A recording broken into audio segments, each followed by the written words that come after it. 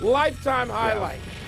You know? And it's also in a city that you're passingly familiar with, I know. Oh, wait. I know you want to be there because it's in Chicago. You wonder where I guess I got my dinner reservation tonight, huh? 6:15? I'm going to say Chicago cut. I'm going to say that. I hope you get a free meal from me saying that. Welcome to PTI, boys and girls. In today's episode, the Cavs beat the Pistons. The Dodgers are struggling.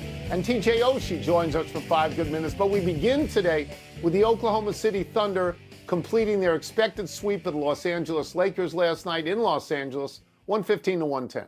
This was the best game the Lakers played in this series, but Oklahoma City is clearly better than a Lakers team without Luka Doncic.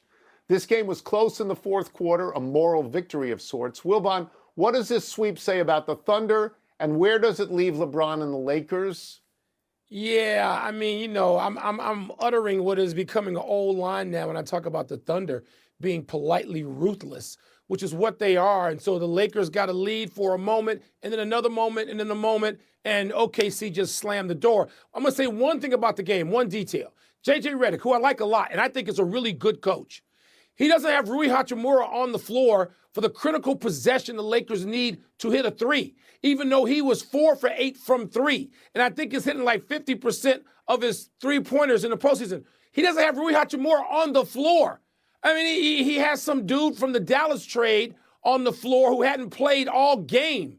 And you're like, what? You need a three, and this dude is not on fire. So I don't know what the hell that was. I'd like to have just been there to say behind the scenes, JJ, what happened here, because he's a smart guy.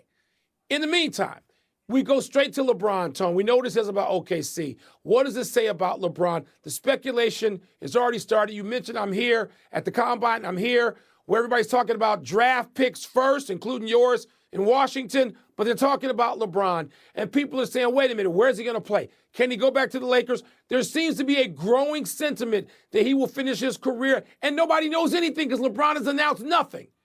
But he would finish his career in Cleveland, where you can trade Mobley to the Lakers, and Mobley needs to play with a guy like Luka, and Luka needs a big like Mobley, and LeBron can be in Cleveland and help finish it out there with a chase for something big. That's one sentiment, and it seems to be growing. We don't know about LeBron, but he better not retire. He's too damn good. He's too good.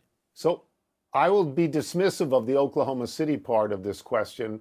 They're just playing at a terrific level. They're 8-0, and their average margin of victory is 16.6 points. And I was amazed when you said you thought that the Lakers could actually win a game in this series, because I did not, because they got 34 points and 7 assists a game sitting on the bench unable to play. And I will go to LeBron, who at 41 years old is still a great player. Yeah. You know, he, at this point, he has played 8 years in a row with the Los Angeles Lakers. That's his longest consecutive streak in his career with one team in a row. I don't know. He's got one title there, Mike. I think that burns him, because you look at the Lakers' greats of the last 35 or 40 years. You start with Kareem, you go to Magic, you go to Kobe. I'm pretty sure they each have 5 titles, and LeBron has 4 titles. So he will chase another title, and I'm perfectly fine with that. That's why you play to win championships. I have 2 numbers I want to give you that I think are amazing. I want to take 15 seconds. Prior to this season in the playoffs, all players in the history of the league 41 years old and over combined for 212 points in the playoffs. LeBron just had 232. He had 23 a game in 10 games. All those same players, 41 and over, combined for 22 assists. LeBron just had 73. So everybody ought to want LeBron because he's still great. Still great. He is. But, Tony, I don't see him in L.A. I don't know. I don't want to say I don't see him. He's not going to win a title with that group in L.A. And people make so much money now, what's going to happen? Somebody's got to give. And I don't think Austin Reeves is like anybody's a championship second-best player. Luka, I wonder about Luka and his being the best player two-way. You need a two-way player to be a great player. He's not that. He's a wizard on offense. But I don't know that LeBron can be in L.A. and come close to a title. Not in the West. Let's move to the East, where we had a tale of 2 halves between the Pistons and Cavaliers last night. Detroit was up 4 at the break, but Cleveland went on a 22-0 run to start the third and won by 9. Donovan Mitchell had 39 in the second half, and his 15 free throws for the game exceeded the 12 that the Pistons had as a team, which Detroit coach J.B. Bickerstaff called unacceptable on the part of the refs. Tone, with which team does the edge in this series now rest? Let me ask you a question. Are they moving Game 5 to Cleveland, or is it still in Detroit? Because if it's still in Detroit, I'm going to go with the Pistons, because Cleveland they haven't won a game on the road in the playoffs. They lost all the games in Toronto in the playoffs. They've started out losing the first 2 games in Detroit.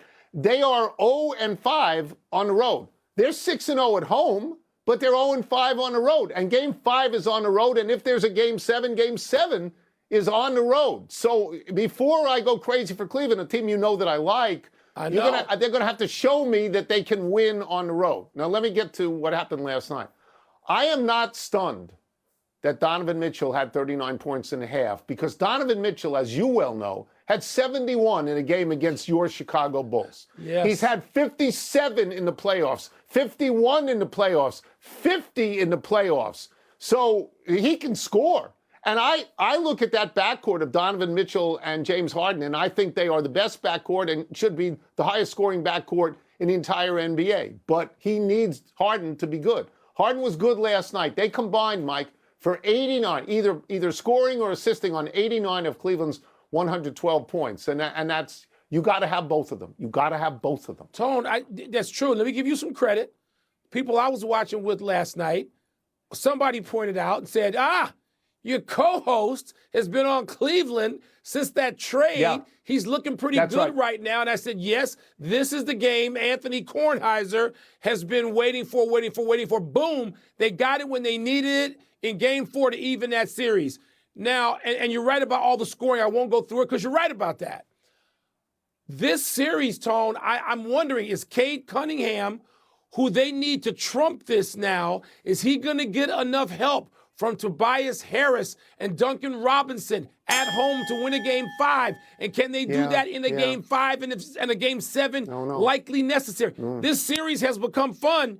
Cleveland, I think you and Charles are more bullish on Cleveland than anybody in the national TV scene. Here's my pushback. My pushback is with James Harden on the road in the playoffs. In Detroit, he's shooting 9 of 28 from the field, 1 of 11 from 3, and he's got 11 turnovers. In Toronto, he was 6 of 20 from 3, and he had 19 turnovers in 3 games. He's got to be better on the road. It's that simple. He has to. Let's move to baseball. And the prohibitive World Series favorites, the Dodgers. The Dodgers are struggling right now. They lost last night 9-3 to the Giants. They've lost 3 in a row in 8 out of 12. Getting Mookie Betts back last night was not a cure-all. They've dropped 1/2 game back of the Padres, and Shohei Ohtani is batting 111 in May, no home runs, and an anemic OPS of 358. Wilbon, you root for the Dodgers because the Northwestern guy owns them? What they're going through now, big deal, little deal, no deal. No deal. No deal. It's a 162-game season. No, this is not a season for the 2 generations of people who can only watch clips and react to something like everything's the NFL. It's not the NFL, and the clips don't matter. Not at some point they could matter. They could matter in August. But, Tony, if we go back through the 150 years of Major League Baseball, we can go back and we can include the 1927 Yankees, and probably every champion, or 90% of them, have lost 8 of 12 in a season. This happens. It happened to the Mariners, who won 116 games or whatever it was. It's going to happen. The Dodger bats will come together. Mookie Blaylock, who is, did I say Mookie Blaylock? Betts. I meant Mookie Betts. Yeah, Mookie Betts. I went to the wrong Mookie. I went to the Spike Lee Mookie Betts. Yeah.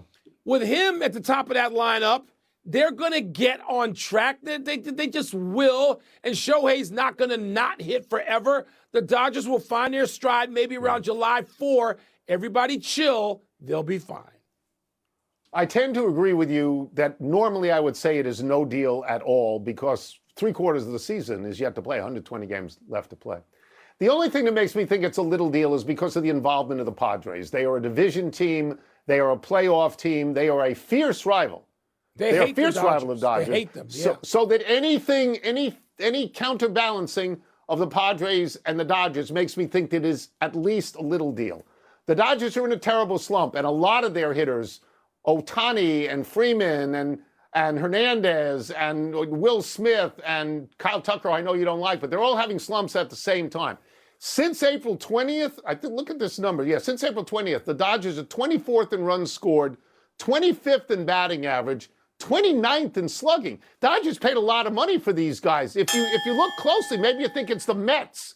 But I'll tell you this, Mike. Mets. I'll tell you this. I think the Dodgers will be fine, but maybe they're not. Sometimes, some seasons, some teams gas. And I'm going to give you this example. Yeah. The Florida Panthers, they won 2 Stanley Cups in a row. They did not make the playoffs this year. So maybe, it's a maybe. It's a maybe. Let's take a break. Coming up, what should we read into the Sabres changing goaltenders tonight? We're going to ask TJ Oshie. We'll also ask him just how good the Hurricanes are right now. Tony, Mookie, well, of course, was Spike Lee. And the Mookie I referred to first, Blaylock, who did he play most for? Who was he good for? We've got Stanley Cup playoffs questions for our good friend ESPN NHL analyst TJ Oshie. Let's start with this. The Avalanche beat the Wild last night 5-2. The teams that win in that series are scoring 10,000 goals each game.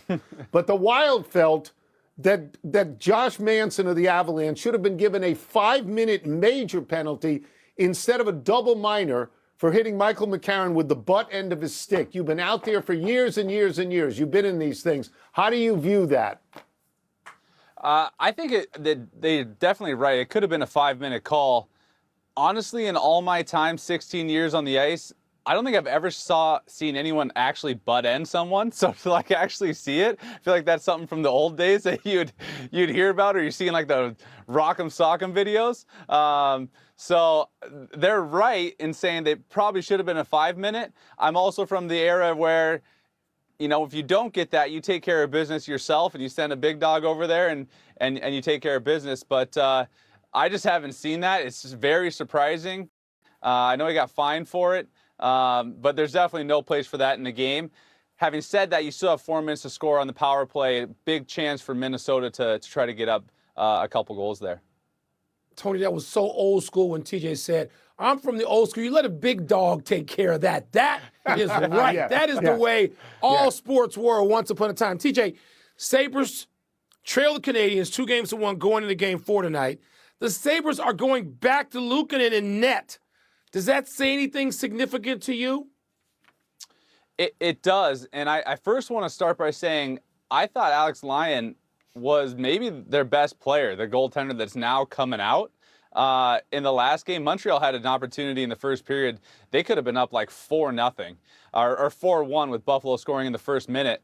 But that sends a message to the rest of the team. If I'm a leader on that team, if I'm a guy on that team and I see Lyon getting pulled, I'm going up to him, first of all, and apologizing and saying, hey, we got to be a lot better in front of you. But now that goes to the rest of the team. All right, now we're putting in another goaltender. It's now not on them. It's now on you guys. You guys have to step up. They have to be way better in front of the goaltenders. And imagine a quarterback that can't make a throw because he's getting hit all the time. Well, you'd probably look at the O-line. You wouldn't look at the quarterback, right? I feel like that's a little bit this situation right now. And so Buffalo has to do a lot better job in front of them. The other game we've got tonight, Ducks, Golden Knights, tied at 2. Do you see anybody having a real advantage in that series, even though it's tied? I do see an advantage on the Vegas Golden Knights only because of their experience. A lot of guys on this team were on the team that won the Cup a couple years ago, and they can lean on that. We're now, about halfway through almost halfway through the playoffs. They can lean on that experience. Mitch Marner is absolutely on fire right now, leading the playoffs in points. And so you got to lean on those guys. They do have Mark Stone. Looks like he might be hurt for a little bit. That's going to be a huge hole for him. And if they can lean on their defensive game, really be tough physically, extended ozone shifts, it's going to be very tough for Anaheim and those young guys to have to defend. If they do the opposite, if they start turning pucks over and they let Anaheim feed into their transition and these young guys who are unbelievable and flying all over the ice, if they can get pucks, get odd man rushes, get chances, Anaheim can score. We've saved, I think, the best for last. Carolina Hurricanes. They're now 8-0 in the playoffs. Now they're sitting at home. They're resting and watching TV. Well, whatever they're doing, they don't have to play for a while and they can get healthy. Have they worked their way, in your mind, into being Stanley Cup favorites based on what they've done in the first two series? At this point in the playoffs, I'm not going to put anyone in front of Colorado. When they are on their game, I don't think anyone else looks like them. They just have a way of absolutely dominating, coming at you with their entire lineup. Carolina, I've even said from the beginning, they weren't even in my top 5 power rankings coming into the playoffs, and only because I played against these guys, I know how they play, and it seems like they play a playoff-style game all year, and I get worried about them getting a little bit tired. Well, now they have a potential of having 10-plus days off. They've won 8 games in a row. They haven't lost yet. So now they have to win me over. Also, Rod Brindamore, who I respect a ton as a player and as a coach, obviously is very good at getting through his message through to his team. Everyone plays the same. You hear their best players talking about checking for chances. How many top offensive players in the league do you hear talking like that? Not many. And so Rod does a great job with those guys. And that right now, I think they're absolutely, in my eyes, the favorite in the East, but I just can't put them over Colorado just yet. That's fair. That's fair. Nice Thank you, TJ. That is fair. TJ, appreciate it. Thanks, gentlemen. Tonight's ESPN doubleheader starts at 7 p.m. Eastern. We will take one last break, but still to come. How does Wilbon feel about the Bears facing the toughest schedule in the NFL? We'll ask him. It's close to that last year.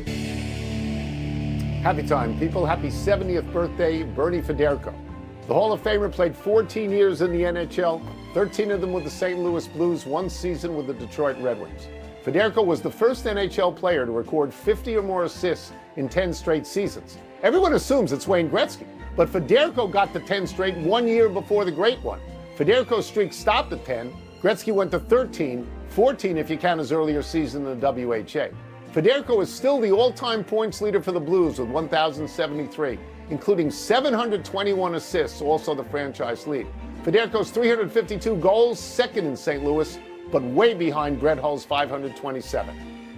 Wow, the Golden Brett. I would have picked him for that record too, Tony.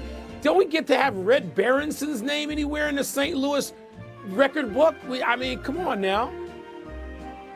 Happy anniversary, Buster Posey. On this day 18 years ago, the then Florida State catcher played all 9 positions and hit a grand slam in the Seminoles' 7-inning, 10-0 win over Savannah State. After a great career with the Giants that included 3 World Series championships, Posey is now team president, and he has not been shy making ambitious moves.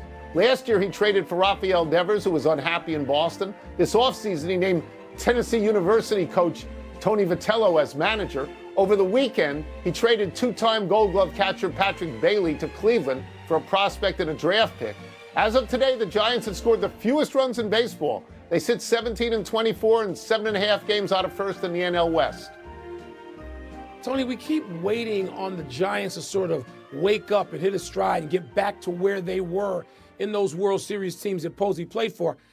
I don't know if he can get this done. I hope he does, because better than San Diego, L.A. is San Francisco, L.A., if we're talking about historic rivalries out west in baseball, just saying. That's right. A melancholy trails to Craig Morton. The longtime quarterback has passed away at the age of 83. Morton is the first quarterback to have started Super Bowls for 2 different teams, first with Dallas in Super Bowl V, later with Denver in Super Bowl XII. Morton's teams lost both those games, but he did earn a ring in Super Bowl VI as a backup to Roger Staubach. Morton played college ball at Cal under 2 future Hall of Famers, head coach Marv Levy and assistant coach Bill Walsh. Wow. Tony, I covered the NFL for the Washington Post, as you know, in the 80s and 90s, and I've never seen a community as in love with their team, and I mean Buffalo, Green Bay, Washington, Philly, you name it, than the Denver. Rocky Mountain area was over the Broncos in those Craig Morton years, starting then and going right through John Elway and now. And then Peyton Manning. Let's go to the big finish if we could. The Bears will face the league's hardest strength of schedule. Your thoughts? I'm tired of hearing about it. Are we playing Seattle or what? That's what I keep hearing. Been hearing it for months. To start the season, you don't get any harder than that. Cal Raleigh's hitless in his last 36 at-bats. You concerned? Yeah, he's batting 157. He's not just the big dumper. He's in the big dumper. The Braves host the Cubs for a 3-game set starting tonight. You confident? I'm a little worried, actually. I'd like to get out of there with 1 out of 3. I'll take 1. Paul Skeens goes for his 6th of the season tonight at home against the Rockies. You like his chances? I do. He's a great pitcher, and I think the Rockies have lost 8 out of 10. Last one, Timberwolves and Spurs, Game 5 tonight. Who you got? I am tempted to take Anthony Edwards, but what the hell? I'm taking Anthony Edwards on the road to win in San Antonio. I'm going to do it. There you go. Wembanyama's going to be angry, not slipping I know. anymore. We're out of time.